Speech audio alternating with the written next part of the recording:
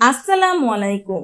Recipes by ওয়াসিস মম চ্যানেলে সবাইকে আমন্ত্রণ জানাচ্ছি আমার চ্যানেলের নতুন এপিসোডটি দেখার জন্য।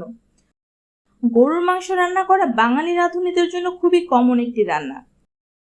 তবে অনেক নতুন রাঁধুনি আছেন যাদের মাংস রান্নাটা পারফেক্ট হয় না, মাংস সেদ্ধ হতে চায় না, আবার স্বাদও ভালো আসে না। তাদের জন্য আমার আজকের রেসিপি। আমার আজকের ভিডিওতে থাকছে কিভাবে খুব সহজে পারফেক্টভাবে গরুর মাংস রান্না করা যায় সেটার রেসিপি। গরুর মাংস রান্নার জন্য এখানে আমি হাড় চর্বি সহ প্রায় 1.5 কেজি গরুর মাংস নিয়ে নিলাম। মাংসগুলোকে আমি এইরকম রেগুলার কাটে কেটে ভালো করে ধুয়ে পানি ঝরিয়ে নিয়েছি। এখন এই মাংসে আমি অ্যাড করে দিচ্ছি 1.5 টেবিল চামচ আদা বাটা, 2 টেবিল চামচ পেঁয়াজ বাটা,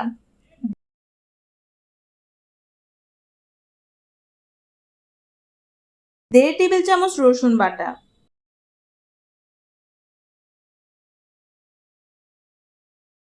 1 টেবিল চামচ হলুদ গুঁড়া, 1.5 টেবিল চামচ লাল মরিচের গুঁড়া, 1/2 টেবিল চামচ ধনিয়া গুঁড়া, 1 টেবিল চামচ টালা জিরার গুঁড়া, পরিমাণ মতো লবণ, 2 টেবিল চামচ পেঁয়াজ বেরেস্তা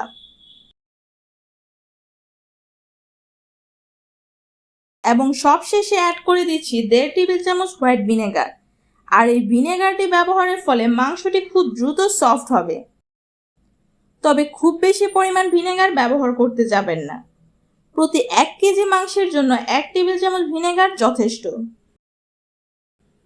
এখন সবকিছু ভালো করে মাখিয়ে আধা ঘন্টা আমি রেস্টে রেখে দেব। চলে আসলাম চুলায়। চুলায় একটা কড়াই বসিয়ে দিয়ে দিচ্ছি 1/2 কাপ সয়াবিন তেল। তেল গরম হয়ে আসলে দিয়ে দিলাম গোটা কিছু গরম মশলা। গোটা গরম মশলার মধ্যে এখানে আছে 3 টুকরো তেজপাতা, 10-12টি লং, মিডিয়াম সাইজের 2 পিস দারুচিনি, 6 পিস সবুজ এলাচ। গরম মশলাটাকে তেলের সাথে একটু ফোড়ন তুলে যখন খুব সুন্দর একটা ঘ্রাণ আসবে তখন এতে আমি অ্যাড করে দিচ্ছি 1 কাপ পেঁয়াজ কুচি। পেঁয়াজ কুচিটাকে আমি তেলের সাথে হালকা একটু ভেজে নেব, তবে খুব বেশি বাদামি করব না।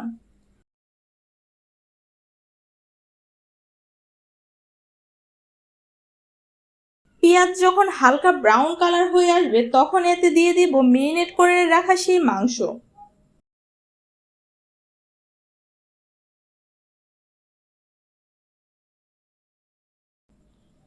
মাংসগুলোকে ভালো করে নেড়ে চেড়ে ঢেকে জাল করব প্রায় 10 মিনিট।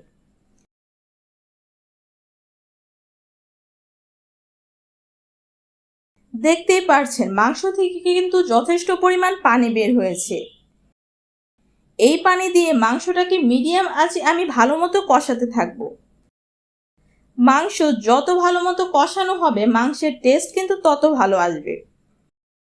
তাই কোনো প্রকার পানি ছাড়াই আমি মাংস ভালো মতো কষিয়ে নিব।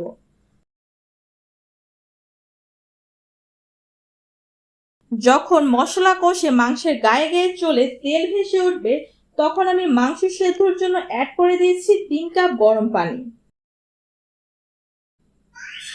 আর এই পর্যায়ে অবশ্যই গরম পানি ব্যবহার করবেন। ঠান্ডা পানি ব্যবহার করলে মাংস শক্ত হয়ে যায় এবং সেদ্ধ হতে চায় না। সবকিছু নেড়ে চেড়ে চুলার জাল মিডিয়ামে রেখে মাংস সেদ্ধ হওয়া পর্যন্ত এটাকে ঢেকে রান্না করব।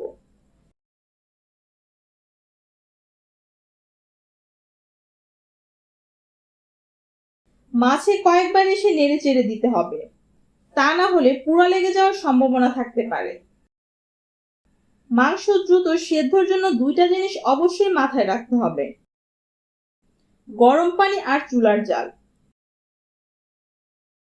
চুলার জালটা অবশ্যই একই রকম মিডিয়ামে রাখতে হবে আর অবশ্যই ঢেকে রান্না করবেন, তাহলে মাংস খুব দ্রুত সেদ্ধ হবে।